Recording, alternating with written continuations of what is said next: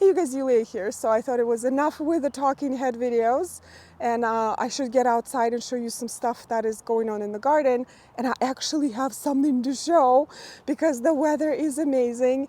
I also have to do some things inside the house, like install new lights for more seedlings and more seed starting. I wanted to show you my seed starting station setup, and maybe show you some other things. First thing I wanted to show you are these beautiful snowdrops that are blooming.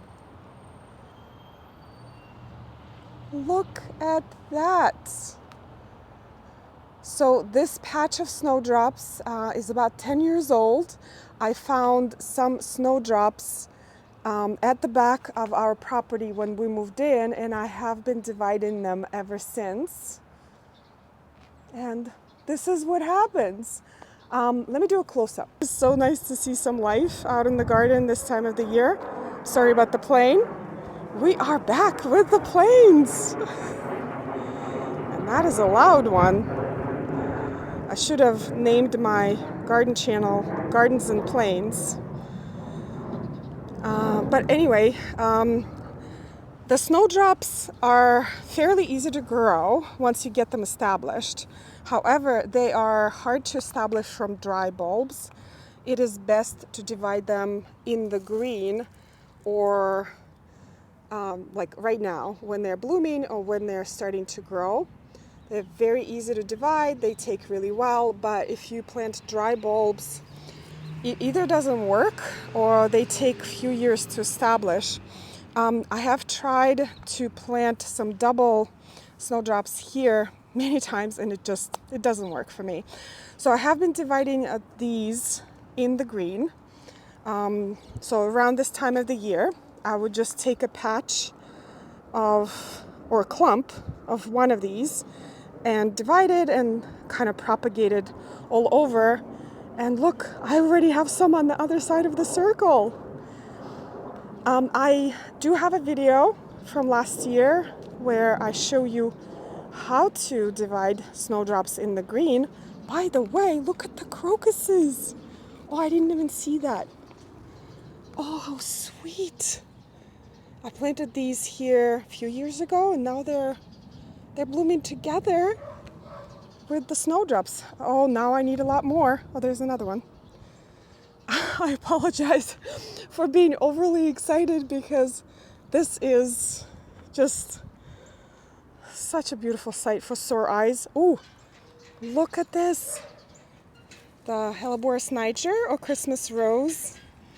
This one looks rough. I'll show you the one I have in front of the house in the pot that looks really, really good.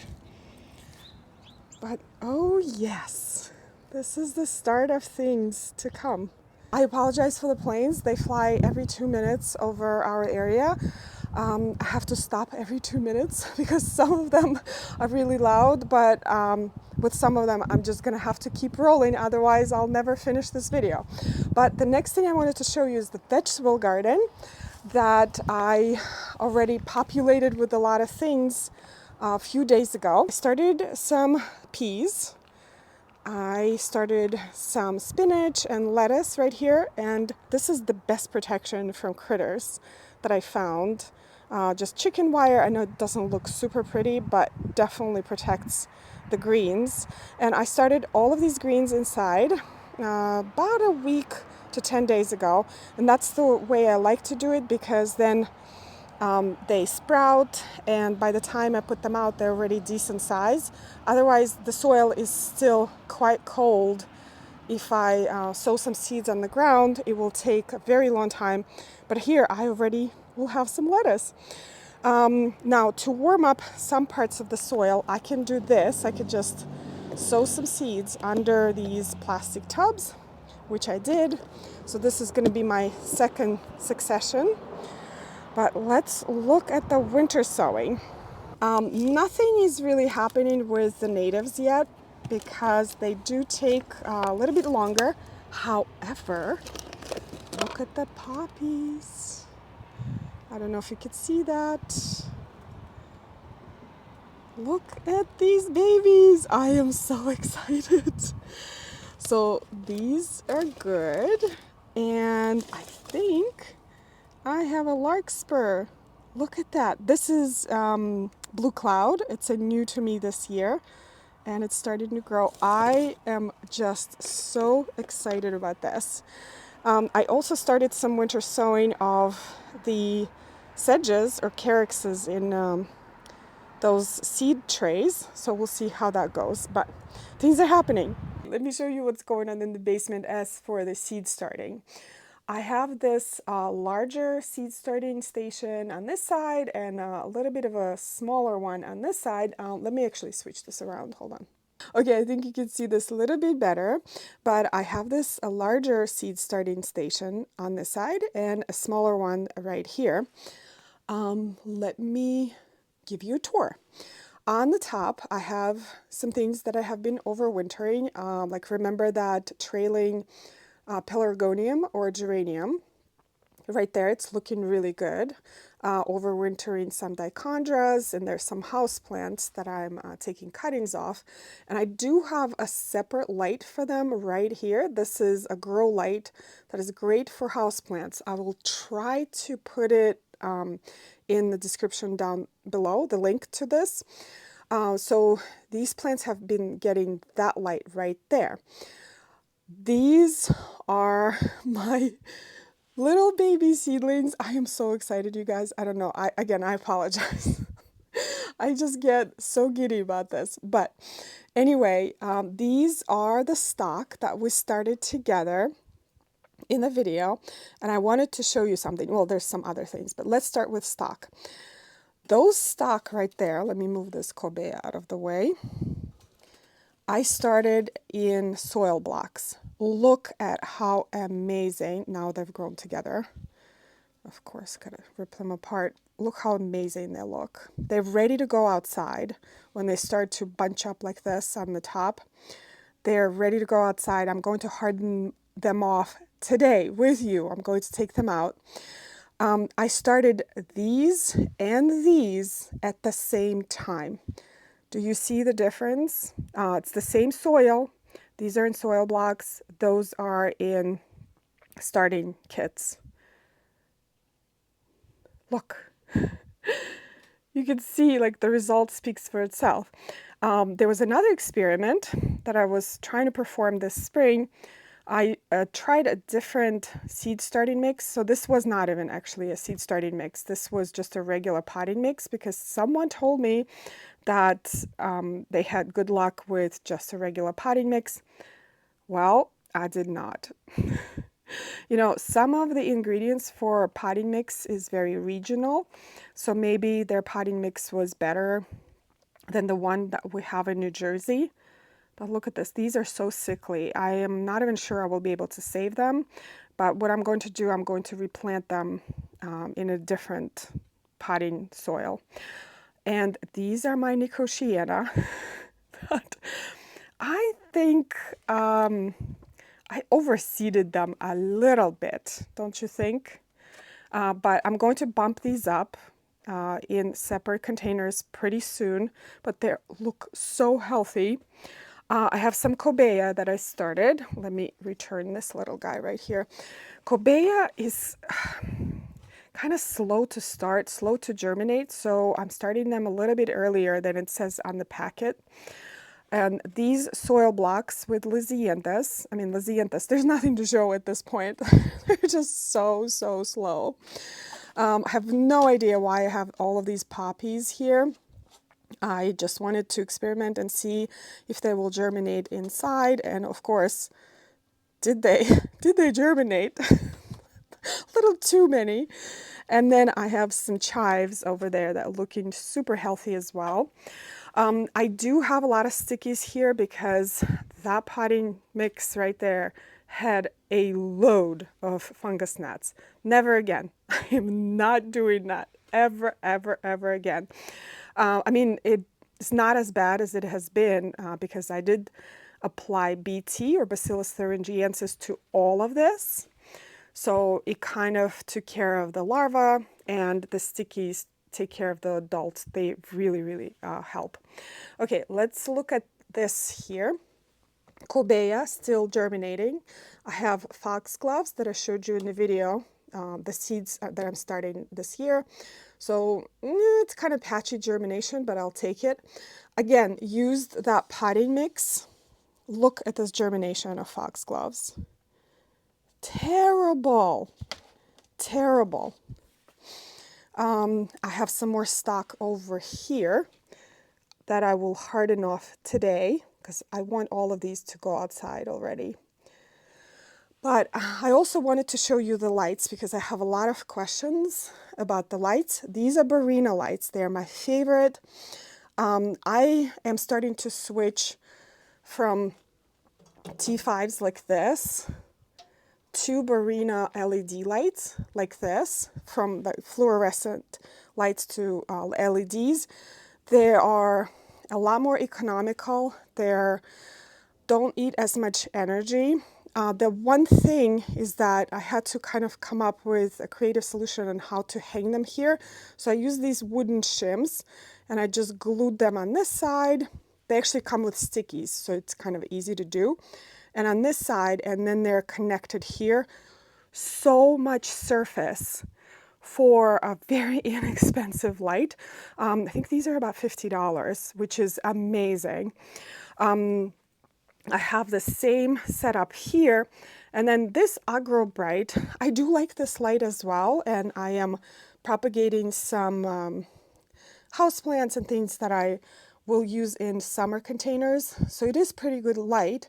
It is more expensive and the bulbs burn out quite fast. So I had to change bulbs once a year, which is, that's too often for me. This light right here, again, where I have some houseplants. I also like this light, but again, I had to change the bulbs once already in 3 years. Now the LEDs, the Barina LEDs, just keep on going, which is awesome. So why don't we take the stock and take it outside for hardening off.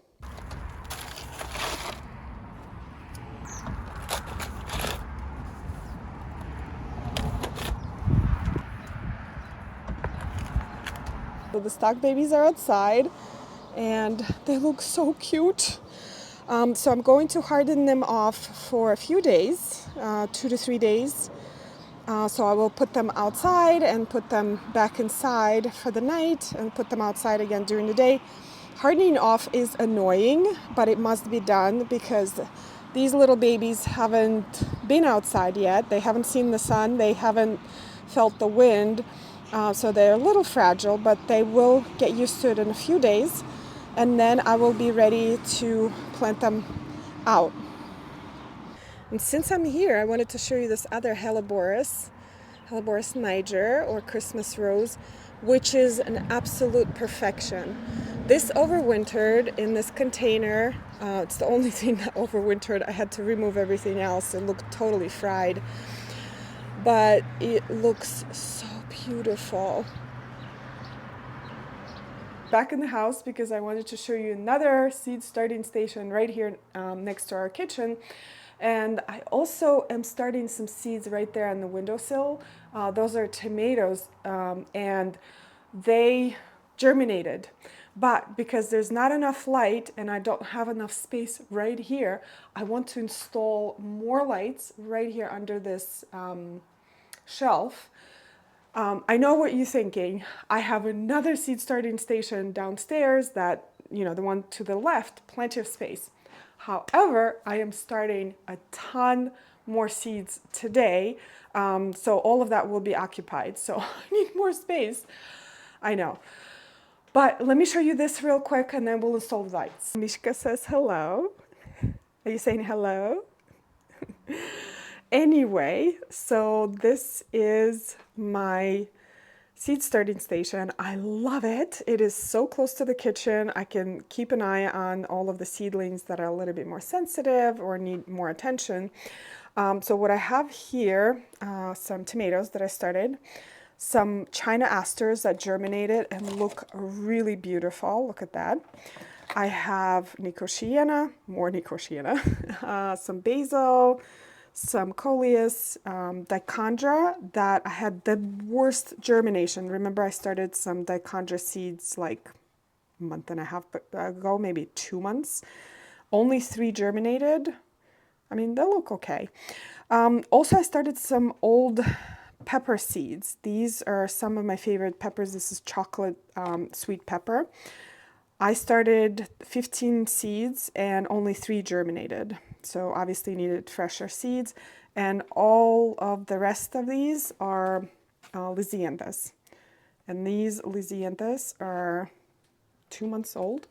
I know, not too impressive, but that's how Lysianthus growing goes. I have more peppers right here that haven't germinated yet. Those take quite a while. Let me show you the ones on the windowsill. This is another place where I'm starting seeds. I know Michael is about to kick me out of the house, but it is what it is. It's March. Gardening season just started. So these are the peppers that I started in these, I don't know what you call them. And only 3 germinated right here. Everything else I think is cooked. So can't wait for this. But the tomatoes, as you can see, I missed the crucial time when they just germinated, so they are leggy. Also, there's not enough light. That's why I highly encourage you, if you're starting seeds, definitely do grow lights, because this is not enough light. See how they're stretching? They are leaning toward the sun.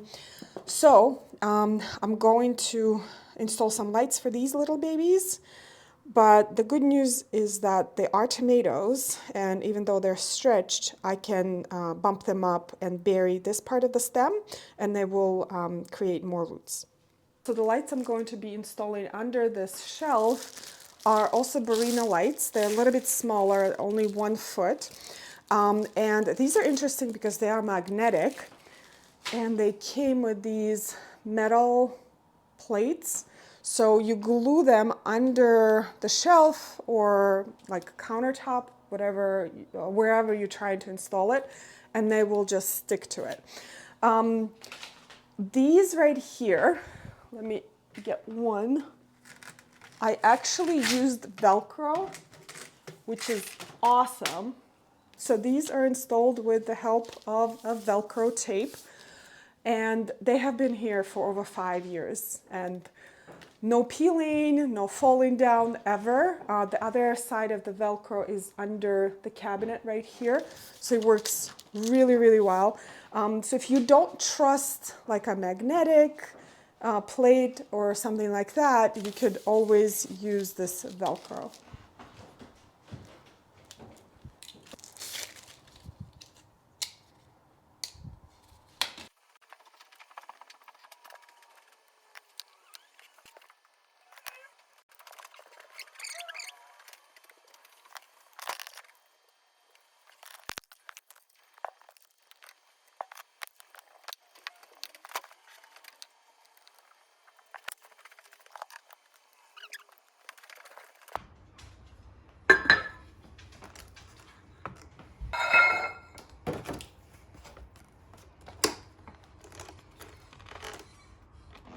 I love the lights. I wish I moved them a little bit in that way so I don't have these wires hanging down from here, but that's okay.